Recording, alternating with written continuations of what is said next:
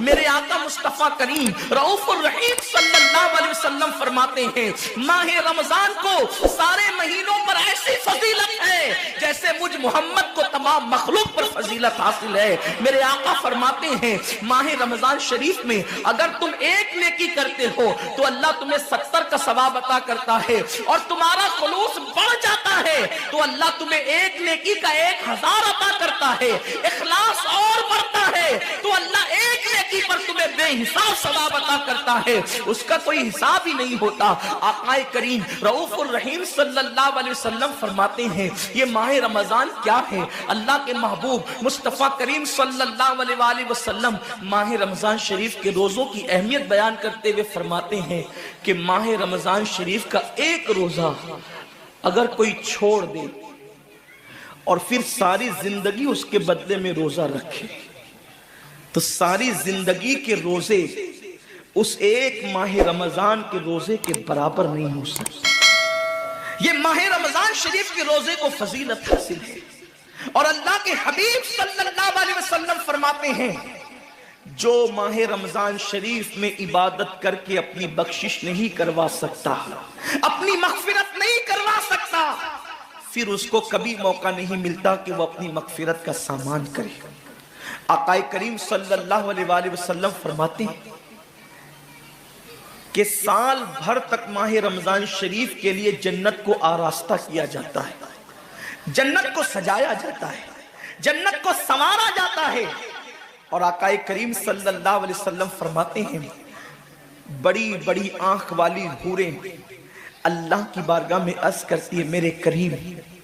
ہمیں ان کی دلہن بنانا جو ماہ رمضان شریف میں تیری عبادت کرتے ہیں، ہمیں ان کے نکاح میں دینا جو ماہ رمضان شریف کی راتوں کو جگ کر کے تجھے منانے کی کوشش کرتے ہیں۔ آقا کریم صلی اللہ علیہ وسلم فرماتے ہیں اگر کوئی بندہ ماہ رمضان میں زنا سے بچے، شراب سے بچے، جھوٹ سے بچے، کسی کو تہمت لگانے سے بچے،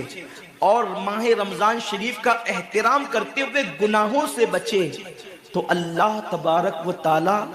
ہر رات کے بدلے، رمضان شریف کی ہر رات کے بدلے 100 حوروں کے ساتھ اس کا نکاح فرمائے گا۔ یعنی 30 راتیں ہیں تو 300 حوروں کے ساتھ اس کا نکاح ہوگا۔ اور آقا کریم صلی اللہ علیہ وسلم فرماتے ہیں ماہ رمضان شریف کا احترام جو کرے اور احترام ماہ رمضان میں جو لغویات اور خرافات کو ترک کر دے، جو گناہوں کو چھوڑ دے، زنا کو، شراب کو، جھوٹ کو، بہتان تراشی کو چھوڑ دے، آقا فرماتے ہیں اس رمضان شریف کا احترام کرنے والے کے لیے اللہ نے جنت میں ایک ایسا محل بنایا ہے، اس محل کا حال یہ ہے کہ دنیا کے سارے اولین اور آخرین یعنی آدم سے لے کر آخری آنے والے تک انسان تک اگر سارے اس محل کے اندر داخل ہو جائے تو بھی اس محل کی اتنی ہی جگہ وہ لیں گے جتنی کی بکرے کی ران آپ کسی مکان کے اندر رکھتے ہیں، تو بکرے کی ران کتنی جگہ گھیرتی ہے، بس تمام اولین اور آخرین اس محل کے اندر اتنی ہی جگہ گھیریں گے، یعنی وہ محل اتنا بڑا اللہ نے بنایا ہے، اور وہ محل صرف ان کے لیے ہے جو ماہ رمضان کے احترام میں گناہوں کو ترک کر دیتے ہیں، گناہوں کو چھوڑ دیتے ہیں۔ میرے آقا صلی اللہ علیہ وسلم کے پیارے دیوانوں، لیکن افسوس ہم اور دنوں کی طرح ماہ رمضان شریف کی راتوں کو ضائع کر دیتے۔ تاجروں کا سیزن آتا ہے تو تاجر پہلے سے تیاری کرتے ہیں کہ اس سیزن کے اندر میں نے مالدار بننا ہے، اتنا مال میں نے کمانا ہے کہ پھر میں نے سارے سال گھر میں بیٹھ کر کے کھانا ہے۔ ٹیلر لوگ تیاری کرتے ہیں عید کے موقع پہ اتنی محنت کریں گے رات دن کہ سال بھر اگر کوئی کسٹمر نہ بھی آئے تو وہ گھر بیٹھ کے آرام سے کھا سکے۔ کپڑے والے سوچتے ہیں کہ سیزن آئے گا، جو بھی سیزن ان کا آتا ہے اتنا کمائیں گے کہ سال بھر بیٹھ کے کھائیں گے۔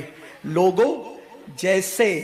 کپڑوں کا سیزن آتا ہے، ٹیلروں کا سیزن آتا ہے، پھلوں کا سیزن آتا ہے، ایک سیزن نیکیوں کا بھی آتا ہے، ایک سیزن مغفرت کا بھی آتا ہے، ایک سیزن جنتی بننے کا بھی آتا ہے، ایک سیزن اللہ کو راضی کرنے کا بھی آتا ہے۔ ارے یہ کیا کم ہے، میرے رسول سچے نبی صادق و مصدوق نبی نے فرمایا ماہ رمضان کی ہر رات اللہ پہلے آسمان پہ تجلی کرتا ہے اور اللہ اپنے بندے سے پکار پکار کر غروب آفتاب سے لے کر صبح صادق طلوع ہونے تک کہتا ہے میرے بندے اگر تو گنہگار ہے تو مجھ سے معافی طلب کرتا کہ میں تیری مغفرت کر دوں، میں تجھے جنت کا پروانہ عطا کر دوں، اگر تو غریب ہے تو مجھ سے دولت مانگتا کہ میں تجھے دولت عطا کر دوں، اگر تو نعمت سے محروم ہے تو نعمت مانگتا کہ میں تجھے نعمت عطا کر دوں۔ یہی وجہ تو ہے حضرات صحابہ کرام جب رمضان شریف آتا تو وہ ایسے تیاریاں کرتے تھے جیسے ہم اپنے گھروں کی شادیوں کی تیاری کرتے ہیں۔ صحابہ اتنے مصروف ہو جاتے رمضان شریف کی تیاریوں میں،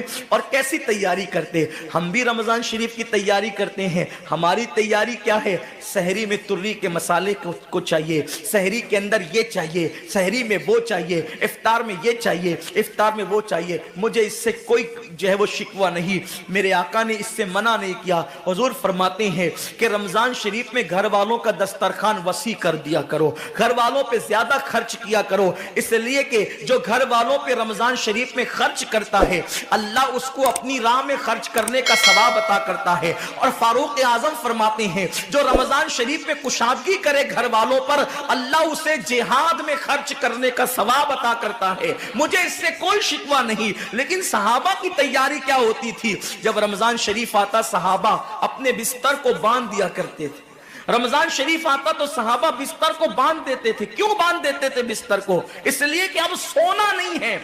سونے کی راتیں 11 مہینے کی راتیں ہیں،